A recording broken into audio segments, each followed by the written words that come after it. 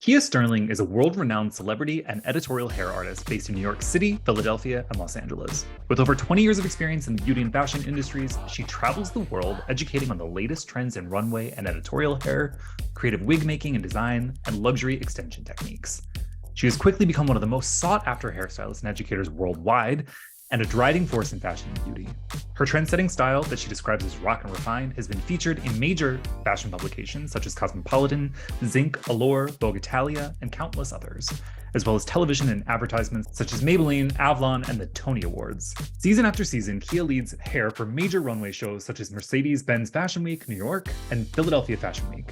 Kia was handpicked by multi-Naha winner Charlie Price of Bravo's hit show Sheer Genius to join forces and to be an artist on his acclaimed artistic team, The Beauty Underground. Kia is also a platform artist and educator for Indique Hair, the top luxury extension hair brand in the industry. As a fashion and beauty expert, Kia has been invited to be a guest editor and featured artist in many publications, where her views, tips, and expertise are often quoted.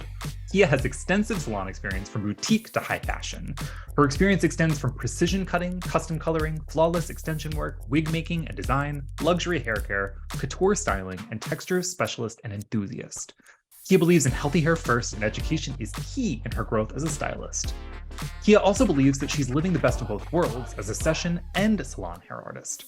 This affords her the opportunity to share her passion to the fullest in creating beauty for people of all walks of life who enjoy living the hashtag Kia Sterling Hair lifestyle. Kia believes that diversifying your artistry will help keep your career exciting and fresh. She lives her motto, evolve, inspire, create, and share, as she is a strong believer in giving back and embraces her philanthropy work. I am so happy to be joined by the one, the only Kia Sterling. Kia, welcome to the Volume Up podcast. We are thrilled to have you. Thank you so much for having me, Jeffrey. You know, I'm a fan. I'm so proud of everything that you're doing, and I'm honored to be here today. So thank you so much. Well, you are so welcome. It is honestly a privilege. We are thrilled, and we're going to get into it. So Kia, I know you. I know your work, but not everybody does. And we want to talk about how you get started in this industry, because people come to it in so many different ways. So if you wouldn't mind, break it down. How did you get to beauty? To go all the way back, to be fair. Bring it back. Of course, I started out as, when I started learning how to braid, I was about 9 years old, somewhere around 8 or 9 years old. My neighbor, who was a few years older than me, she was like 11 or 12, and she used to braid all the kids in the neighborhood, and I was fascinated by it. And I was just like, oh my God, I want to learn how to do that. And she was like, I'll teach you. So she would teach me how to braid after school, and I would braid my Barbie dolls. Of course, I feel like this is a very common story amongst hairstylists, because we were all into our doll babies. Once I learned how to braid them, you know, in my head, I'm like, this is fabulous. I think I want to try this on other people's hair. So as I got older, I would say now I'm around 11 or 12, I started curling, just styling my family, friends, my mom, just quick stuff, nothing major, just throwing some curls in, making it look pretty for them to go to work, school, whatever. And I was really interested in it. I found beauty in fashion and hair fascinating from a young child, because my mom was real glamorous, and I used to sit on the edge of the bed and just watch her pull herself together in the morning. But the big thing was the hair aspect. I was into the makeup, the fashion, but the hair was like, this is really cool. And then it added so much to the story. Hair is important. It really is. It can make or break a look. So fast forward to now, I'm going to college, because where I came from, my family rather, they were big on education, college degrees. And we've heard this. Everybody had a degree. My dad was like, you're going to college. This is going to be so great. And I felt like they were kind of speaking for me. And no one really asked me, like, really, what do you want to do? So I did go to college. But the whole time I'm in college, I'm doing hair in my dorm. I'm like setting up a station. I'm doing hair in my dorm.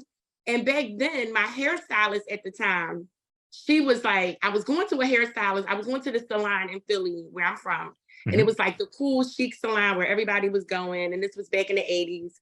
And I was going to a hairstylist. Now let's say I was 16 at the time. My hairstylist might have been in his early 40s, which to a 16-year-old, that's old. But in real life, we know it's not old. We know it's not old. So I wanted to go over to the next chair, to the stylist in the next chair, because she was young, she was hip, she was fun. I felt like she spoke to my aesthetic a little bit more. Sure. So he was like, just go on over there, girl, just go on. So I went on over to her chair and we got really close. She became like my big sister. She encouraged me to go to cosmetology school. I would say at the time I might have been like 16, 17. She might have been about 24, 25. So she was kind of my first connection to, yeah, I think you should go to hair school. I think you would be really great at it.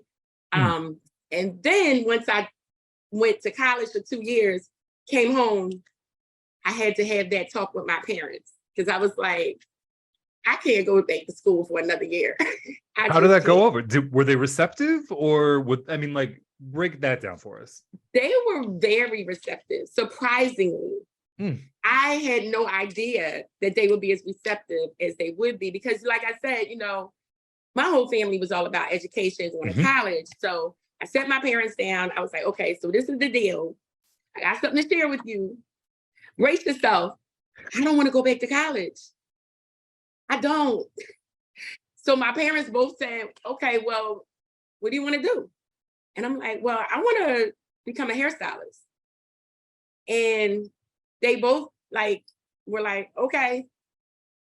I'm like, okay. You mean to tell me I was sweating and having a nervous breakdown thinking I'm going to be disowned from my family because I don't want 19 degrees? So my dad was like, well, find a cosmetology school. We'll support you. Find a school. I'll pay for it. My mom was like, well, she's always been into hair. It makes sense. Because from 9 years old through all the way up now, I think I was about 20. Everything was about hair for me. I mean, I even ruined my hair in the process thinking I was a hairdresser when I was like 13, putting my own relaxer in. But that's a whole nother broadcast. Yeah, a separate podcast episode. All right, well, I mean, I feel like people are going to identify with that journey. It's a little bit different. I mean, everybody comes to beauty in a different way. And I feel like that's what's so cool about this industry is that you hear of these experiences where it's like some people knew all along, some people never knew. Yeah. This is real talk. So cosmetology school, how did you find that experience? Because you had gone to college for some time, so you knew what that was like. Switching gears, did you feel like, thinking back, cosmetology school prepared you for the real world? No, I love cosmetology school because I felt like this is where I'm supposed to be. It was just natural. Everything about it was natural. But I do not feel like it prepared me for my career. It prepared me for my state board to get licensed, but it does not prepare you for your career as a hairstylist. So, I feel like that's beautifully put. What do you think, in reflecting back, knowing what you know now, what do you wish that had been covered in cosmetology school that wasn't just about passing your boards? I think one of the most important things, and I've been to a lot of schools like to give back and talk to the educators at the school. And I think one of the biggest things is letting up and coming stylists that are in school know that there's so many options out here to become a hairstylist. You don't necessarily have to work behind a chair, but there's zillions of options out here. And a lot of stylists in school don't know those options. They don't know how to go about those options. And if they do decide to work in a salon, which is great, I work in a salon as well, they don't know how to go about it. They don't know how to find a salon that fits them, where they're going to grow, where they're going to get education, which is so important, where they're going to be really developed as an assistant so they can shift into becoming a stylist behind a chair and holding a chair down with a strong clientele. They teach you none of these things in school. So that's something that I've always said, why isn't that part of the curriculum? And I understand the curriculum is based on state board, whatever state it is you live in. Yep. And that's what they prepare you for, pretty much. So you're kind of on your own. You got to find a really strong, amazing mentor to help you navigate through that first 5 years. Let's talk a little bit about something which is the non-traditional path. So, I mean, you mentioned this where, a lot of what cosmetology school does is prepare you to be a behind the chair stylist. You are much, much, much more than that. And that's actually how we met, which is via the Texture versus Race Summit, where I saw the most incredible sculpture, which is the best way to put what it is that you've done with a model. This Thank you. incredible, ornate, like there was chain, there were all sorts of stuff that was happening. How did you arrive at a place where like, this is what you were called to do? Mm-hmm. Well, okay, so that particular part of the Texture versus Race Summit, I was a part of the hair art segment. Mm-hmm. And when I think hair art, I think something very creative, very out the box, something that gives you a feeling when you see it the same way you would when you look at a painting, if you're at an art gallery. So the way I come up with like inspiration, it's just weird. Like I can like be blank. I hate when I'm blank for a long time where I have no, like my inspiration is just done. But sometimes I'm just like thinking like, what would be cool? And I was in Home Depot and I was in Home Depot, like, I think I was shopping for plants because I'm a plant mom. So I think because I'm not trying to build houses here. So I don't go to Home Depot for shopping for stuff like that. But I think I was shopping for plants and I was kind of walking around and I walked by these pipes. I just kind of walked by them. And when I walked by the pipe, I was like, oh my God, I love the shape. So that's kind of where the inspiration for the look at Texture versus Race was born, just based off the pipe shape. And then, of course, being as though it's me, I had to always add extra to everything. So I felt like these tube-like fixtures in the hair. But I wanted them to not just be flat. I wanted them to be very elevated and kind of like giving a lot of dimension. I wish everybody could see Akia's hands right now. And if you're watching this online, you're going to see it. We're going to drop photos and video of this look because it is exactly what she's doing. Once like you see it, it's going to make total sense. Keep going. But like, I just want to make sure like it is exactly the shape that winds up. That's exactly what I saw. So, you know, and I always like to look to inspiration through everything. It's not just like one thing. I look at nature. I look at interior design. It's not always hair I'm looking at because of course you can get inspired when you see different hairstyles, but sometimes I see things that people don't see. It could be in a plant. It could be in a flower. It could be in a pattern in curtains. It can be anything like that. So I'm big on like looking at other things outside of hair, although I do study hair. I look at a lot of different things to get inspired because we can be inspired by a lot. You got to be open-minded. I think that what is interesting about your career, though, is that you really are an artist. And I think like you've embraced that part of yourself. Thank you. Whereas like, you know, some of our guests, like they don't necessarily identify with that. But I think like your portfolio certainly speaks to it. And we're going to get into that. But I think it's so cool to talk about like what does and how do you get that call for inspiration, like the muses that you know, you conjure up, which is a good segue into like how you describe your own style, which is rock and refined. Like looking at you, knowing you a little bit, I get that vibe. But like, how did you arrive at that? Like, when did you know when you were talking about like your aesthetic earlier, where you were like vibing with the younger stylist in that salon? Like, what were those touch points? Like, how did you cultivate that sense? And like, how is it translated into the work that you do? I feel like in the very beginning of my career, I didn't necessarily have a style. I just kind of did hair like most stylists that work in a salon. Okay. And I would say probably about 12 years ago, maybe 13 years ago, my client base started to change in the salon. How so? And it became more diverse as far as at one time I was servicing mainly corporate women, 9-to-5ers that were, you know, professional women. Yeah. And they had to have hair that was more refined, nothing over the top, too edgy, so I had to try to keep it into perspective for what my client base's careers were. But then about 13 years ago, I started getting different types of clients. I started getting artists, musicians, entrepreneurs who were allowing me, because that side of me has always been there, but I wasn't always able to express it. So now I have clients that are like, girl, do you? Or we would, collaborate and come up Sure. with a new look because they're like opening a new, a business, and they're having their, what do you call it? The opening weekend, and they want a really fun, edgy look. And I'm like, oh, this is exciting. This is right up my alley. Okay. So now I'm creating these looks for these clients.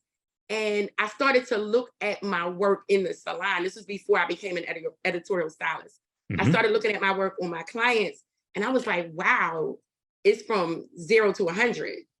Like I would have a simple, clean, sleek bob on one of my corporate clients. And then I would have this super edgy, asymmetrical with 3 colors going on hair for one of my clients that's an artist that can pull it off. So that's where I started the whole Rock and Refined signature. And then it branched out into my editorial career as well. Well, talk to us about the editorial hairstyling, because I think that, to your point, initially, cosmetology is not necessarily introduced to folks as expansive as the field actually is, and people don't necessarily know. Like, you could be, as you are, backstage at New York Fashion Week, working with the top hair teams in the world to create the most iconic looks that then trickle down and infiltrate every aspect of like what we then consume later. How did you become an editorial hairstylist? Well, I had to go all the way back to when I was in high school. That's where, I had this love for fashion, beauty, and hair. And I used to take the magazines, Vogue, Harper's Bazaar, all these magazines, and I would cut out the pictures that inspired me, and I would hang them all through my room. My walls were filled, then it moved up to the ceiling. And my parents noticed it. They were like, she is really into this fashion thing. So that's where my interest peaked at 10th grade. But I had no idea why I was doing it. I just knew it was pretty. I loved it. I was very attracted to it. When I started hair school when I was 20 years old, I didn't know anybody that was doing editorial hair. Nobody. I didn't know like the movers and shakers in the industry. There was no social media. So fast forward to about 12 years ago, now we have social media.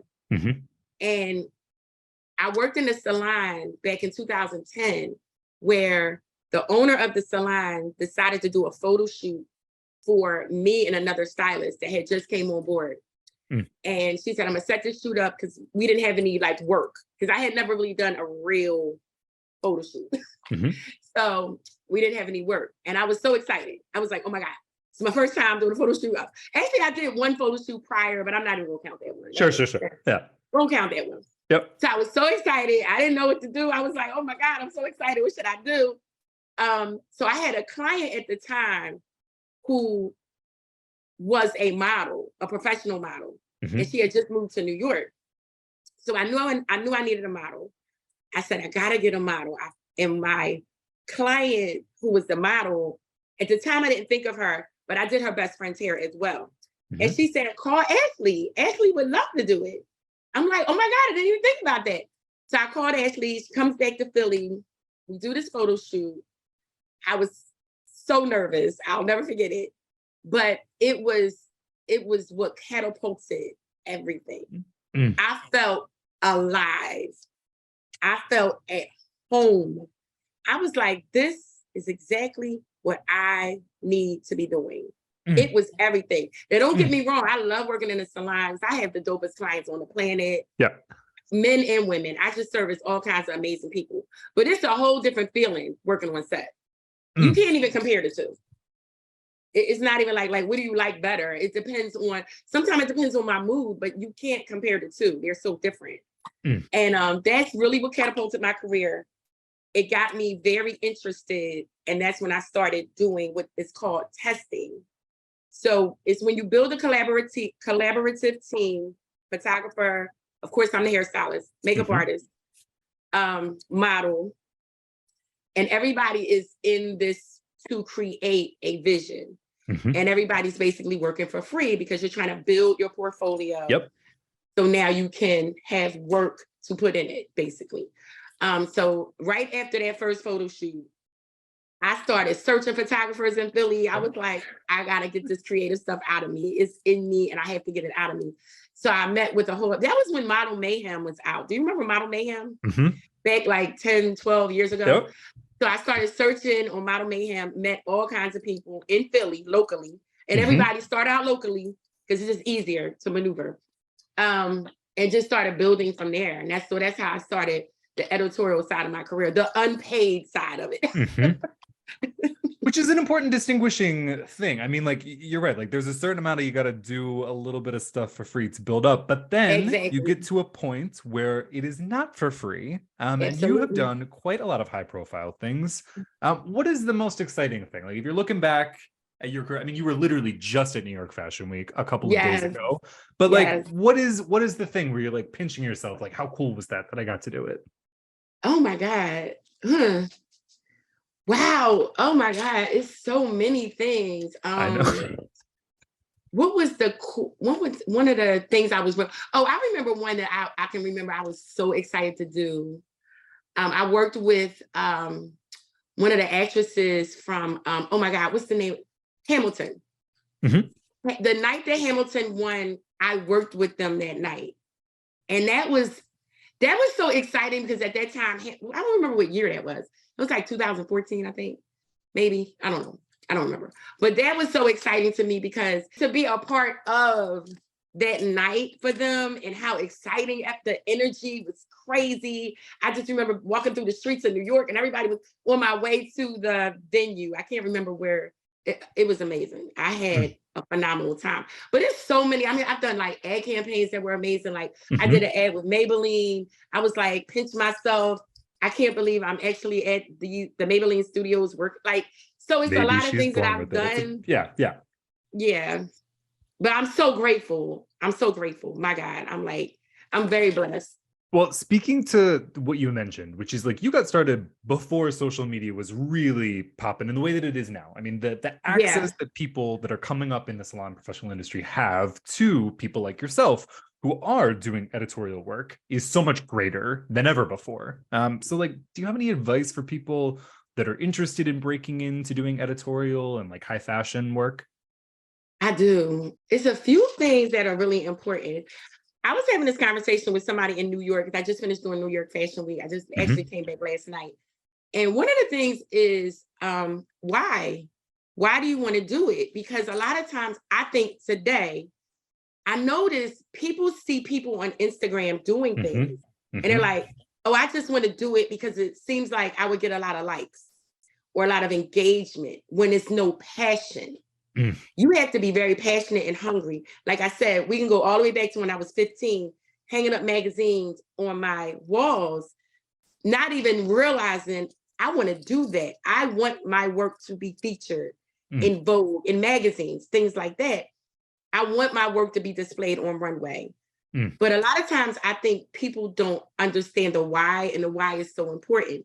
Once you figure out your why, be willing to kind of like not make any money in the very beginning because you need to develop a portfolio. You can't be a shy person because you really need to network. Closed mouths don't get fed. So if you're trying to build your portfolio, you need to be able to reach out for photographers, makeup artists, models, build that connection, because that is the key. That networking and that connection is really the key to your success. Because once you connect with the creative team in the very beginning stages, and you guys are doing what we call testing, this whole team is moving forward. So as the photographer is moving forward in his career and he's developed a really strong relationship with his team, he's going to recommend you, the hairstylist, for this job now, whereas before you weren't making any money. Now this job is paying $5,000 for the day, all because of the connection you've had with him over the last 5 years. He loves you. He loves your work. That is very important. So networking is a really big thing. Number 2, I would say study the industry. Kind of sit back and say, if you want to assist someone, don't just DM the person and say, hey, I just want to come and shadow you. I would like to come shadow you. I know you're working and you're doing shoots. Because what people don't understand is when you're looking for an assistant, you're looking for someone who's going to add value. Yep. And not try to come and take. Mm. Because a lot of times that's what people do. I don't know if it's because that's really their intention or if they just don't know what else to say because they're so excited. You want someone that's coming to work and not be wowed by the whole experience of being on set. And they're not focused on studying the stylist while the stylist is working, being a great assistant, studying how she's moving, how he's moving. Oh, she rolls the hair from here. She pulls the pin from here. She uses hairspray right after that. Mm-hmm. Be ready to move the way she's moving. That's what I consider an amazing assistant, someone who is 10 steps ahead of you, because otherwise I'm fumbling. You know, it's not really a great experience for me. So being an assistant, I think it's a great thing, but being a good assistant with a lot of value, study the aesthetic. If you want to do runway, study designers, study fashion, study the leads that you want to work with. Mm-hmm. You know, understand their story, where they come from, check out all their work, all their interviews. Because a lot of times people are like, I just want to do it, or I'll name drop, and they're like, I've never heard of that person. Well, how do you want to do runway when you don't know who the top 5 runway artists are in the world? You don't know the top 5, not even the top 1. Not even a mediocre one, because it's kind of like, I think that's what I want to do, but they're not really sure. Mm. So that's really important. Just study your craft, perfect your hand as far as styling, mannequins, practice, jumping classes. Those are vital because the industry is constantly shaking, moving, growing, changing. And we really need to be abreast on what's the new thing. Mm. You know, when you're working on set with a photographer, you're hired as the hair expert. Yep. They don't know what the hair should look like. Mm-hmm. So it's your job from studying, for instance, if you're doing period work from like the 1960s, you have to have studied that to be able to produce on set, because they don't really understand what 1960s hair looked like. Yeah. So that's why they hire a professional hairstylist. Yep. One of the hallmarks of your work has been, with editorial hairstyling, the ability to shift and change with pieces. So wigs and extensions. You just talked about how the industry is constantly moving, and if you're not moving along with it, like, you're going to get left behind. Yeah. How did you come to a place of wanting to become an expert in this space of working with wigs? Like, from your perspective, like, was it out of necessity? Was it like back to the passion point? Like, I'd love to pick that apart a little bit. Well, I've personally, for myself, I've always liked wigs and extensions because I like to change my hair. Mm-hmm. When I started working on set, I realized that sometimes they will book a model whose hair may not speak to the inspiration of the hair they wanted. Mm-hmm. The creative director says, this is the hair I want. The model's hair may not be quite long enough. And the funny thing is, they don't really care how it gets done. Yep. They just want it. They want this. They want the product. Yep. Right. I want this. She has a hair that's about this length, but I want the ponytail flowing down the back. How are you going to make this happen? So that's when I started realizing, oh, okay, I may need to build my kit for extensions and wigs. And what I really like about it, and I'm sure any creative director or photographer, it's a time saver. That's one. 2, again, if the model's hair is not quite full enough, it's a little more on the finer side, you can add extensions. I like to work with clip-ins on set. So I can just maybe give her 3 or 4 tracks just to give her some volume based on the look. But I can give her a little bit of volume, a little bit of length, because I love using a fan on set to make the hair blow. So when the hair is blowing, you want the hair to be, giving a little bit of drama. Mm-hmm. And also wigs, in prepping for a shoot, mm-hmm. when you prep your wig ahead of time, when I tell you how much in love the team is with you, because you've cut out like 90 minutes of the prep time. Yep. So what I like to do is make sure that I prep my wigs, I prep my extensions, meaning if I had to cut them, if I had to color them, If I have to roller set, any type of sets, any type of teasing work, and I do that before I go on set. Once I go on set, all I have to do is really slick the model's hair back, put a cap on, a wig cap, and then put her wig on and style it. And I've cut out so much time. I just literally did that. I did a campaign for a luggage brand last year, and I did all wigs. And she was the creative director. She was blown away. She was like, "Oh my God, you have a," because she sent me images, and I happened to know this model. I had worked with her before, and I knew I'm gonna need to use wigs on her. For her to, for the creative director to really be wild, love love the inspiration, and it made sense. And she was blown away. She was like, "Oh my God, I didn't even think about wigs." Because that's my job to think about wigs. They don't think about stuff like that because it's not their job. I mean, they have other things to think about. I love that you just said it though. Like, I didn't think about that, but like you had. And that's like why you keep booking, honestly. Like, truthfully, let's be real. So what are your tips then for people that are out there listening that are maybe not as familiar with working with wigs to make them look natural and or fit the vibe that you're trying to create on set? Because maybe natural is not the look, but how do you prep them such that, you know, it looks good? What I like to do is, like, if it's a wig, make sure you pluck the hairline properly prior to. If you're working with, say, human versus synthetic wigs, I work with both. There are benefits to both. Let's get into that, Kia. Break it down. Like, let's just, for people that are like new to this, why would you use synthetic? Why would you use like pros and benefits? Let's see. Pros and cons. Okay, well, human hair, of course, is human hair. So everybody thinks human hair is the best. Human hair is a little bit, it's more work to styling because it's just like doing your natural hair because you actually have to, you know, roller set it or wave it or flat iron it to get the look that you're trying to achieve. Whereas with a synthetic wig, you can purchase a synthetic wig already styled, like already curled. All you have to do is kind of create the shape to fit the model's head. The downside is that, of course, synthetic wigs don't last as long as human hair wigs. I advise people to invest in both. I make wigs, so sometimes when I have time, I make wigs. And I just have a lot of wigs in my collection because I know that when you go to set, we've already had a mood board sent out. The discussions on the creative side of the shoot have already been talked about. So I kind of know what I'm doing when I get there. But however, that can change a lot of times. It's a creative process. Right. They may change the entire look. Like the outfit that she was going to wear does not work with this long hair hanging down that they originally wanted.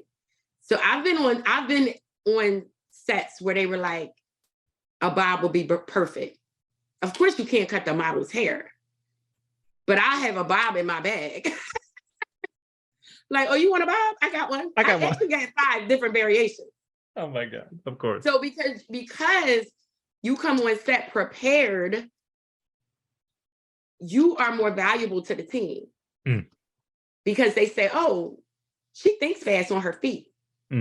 She knows what can happen. And she's thinking about every scenario because you may have 3 looks. Look 1 didn't work. So now we gotta, you know, once they finalize look 1, sometimes it's cool. I think it's cool to have all 3 looks with you, but you don't have to because they finalize look 1. You just look better when you come prepared with look 2 and 3. You look more polished, more professional. You're thinking outside the box. You're thinking of everything that possibly can go wrong because there's always 500 things that can go wrong. You just want to be prepared. If the model's hair was supposed to be down and the outfit, the neck was exposed, then they changed it because they got, oh my God, this outfit with the high neckline looks amazing. Now her hair needs to be all the way up away from her face. So that's where you need to be able to think quickly. They may want the hair to be elongated in a ponytail. Having extensions and wigs in your arsenal, in your creative arsenal, just is a chef's kiss in my eyes. All right. Well, you did say something that I'm going to push you on, which is, I got a bob in a bag. How are you storing these things? Are we like, break it down. Like when you're showing up with your kit, like how many, like I want to know everything. I love the bob and the bag. So I have what's called, garment hangers that you use for like your coats and things like that.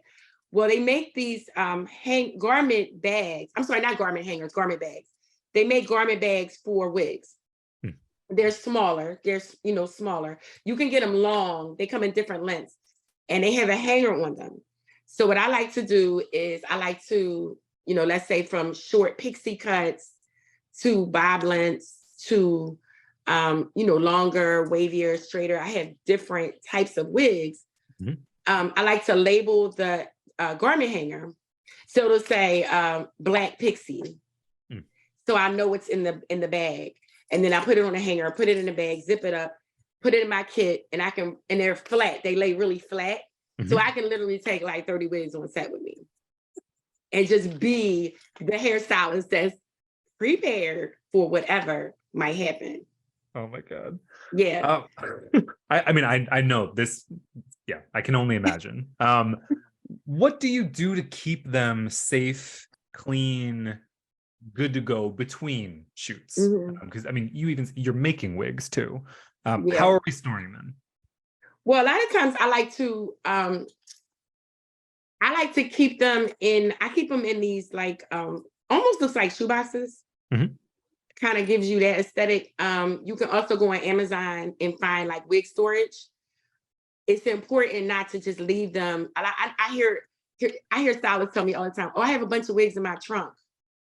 I'm like, no, you don't want to. They become ruined.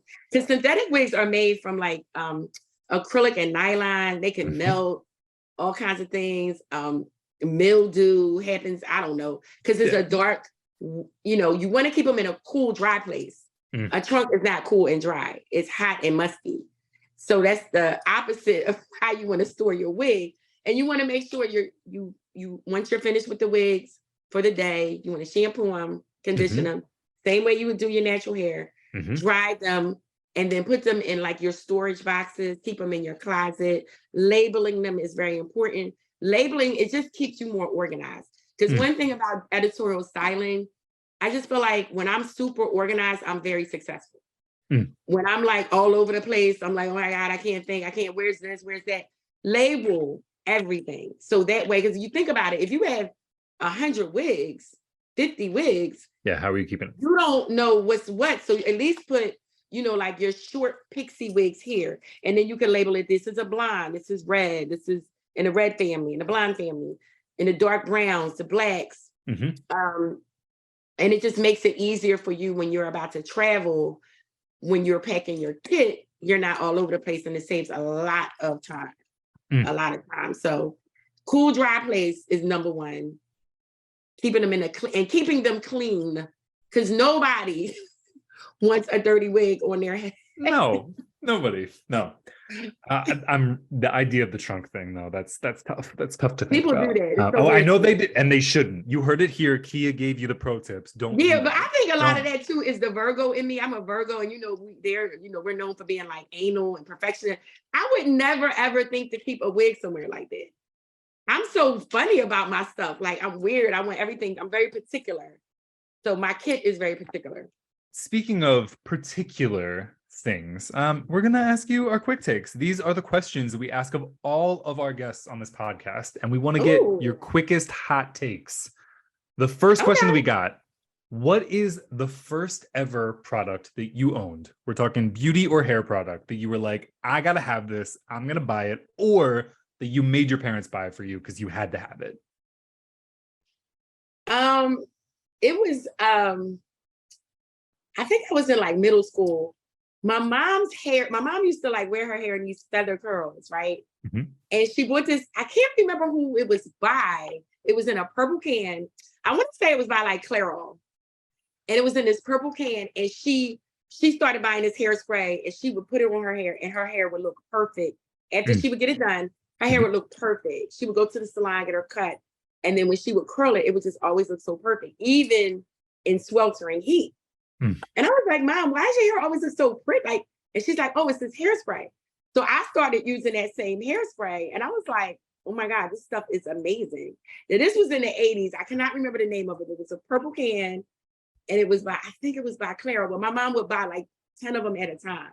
That's how much she loved it. And she It sounds like you came by this it. anal thing naturally, though. Like yes. It seems like the love of hair and the, like, it's all coming together now. Yes. Amazing. Somebody out there is going to know exactly what product you're referring to. Yes. But we love that. All right, Kia, are you superstitious? And if so, about what? I'm not really superstitious. Like, what is that? If you break the mirror, you get 7 years of bad luck. Stuff whatever like they that. say. Yeah. But I am big on like manifesting things and not speaking negatively on people's lives, or verbiage is important to me because words come to fruition. So how you say things, or the framework you use, and it's like you're manifesting positive or negative. So I am big on that, but I'm not necessarily superstitious. Okay. No, but we'll allow it. I mean, that makes total sense. And we've had people talk about manifesting and the sort of power behind words before. So you're in good company. If there were a biopic about your life, who would play you? Dream casting. Taraji P. Henson. Taraji has been a popular one. She's working. She's making cash with our... Yeah, I'm not going to get into who's said that they would also have her play, but I'm just saying Taraji is in... She's versatile. I love Taraji. Yeah, she can do it all. She can do it all. We love Taraji. What would you consider to be your ultimate comfort food? Oh, that's easy. I'm vegan, right? Okay. So before I became vegan, it was macaroni and cheese. I love mac and cheese. I now love vegan mac and cheese. Please explain. What is there a brand? Is there a specific, or are you making this vegan? No, I make it. You're making it. Of course you are. All right. Well, that homemade. All right. You'll have to. I've always loved mac and cheese. You'll have to drop the recipe, please. We want to know, because I'm all about a mac and cheese. I'm down for vegan. It's good, but only if it's going to be good. And I feel like you would make a good one. Yeah. You'll have to share that. Yeah. All right. Last question. Say that you're on a deserted island and you can only bring 3 beauty products. What are you bringing? Just caveat. You don't have to worry about water, food, shelter. Yeah, like all of that stuff's good, but you can bring 3 beauty products to keep yourself up. What are they? Moisturizer. Okay. Absolutely. That's a must. Gotta have moisturizer. Okay. I think that should be everybody's number one. Mascara. And any specific brand that we're talking? We're junkies on this podcast. Like we mascara.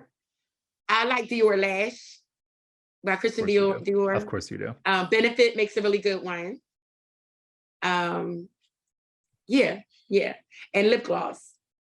Because my lips aren't real shiny now because I have on like a matte lip, but I love a high shine lip. Like a glossy, pretty. So yes, those 3 things. My lip gloss, my mascara, and my shiny moisturizer. lip. Yep. Yes. All right. Amazing. Kia, thank you so much for being on the podcast. Before you go, where can people find you? How can they book you? Like, I want you to drop everything, please. Oh, okay. Let me see. You can find me on Instagram at Kia Sterling Hair. That's Kia Sterling as in sterling silver hair. Twitter, all my social media, my TikTok, my Twitter, everything is Kia Sterling Hair. And my website is kiasterling.com. So hit me up, guys. I have some education that's online coming out very, very soon. So stay tuned. We got some great things cooking up. And I'm really excited about it. So yeah. We are excited for you. All of that is going to be included in the show notes. So everybody that's listening can just go through and click and follow and keep up with Kia, because you really should be. Kia, thank you. Thank you, Jeffrey.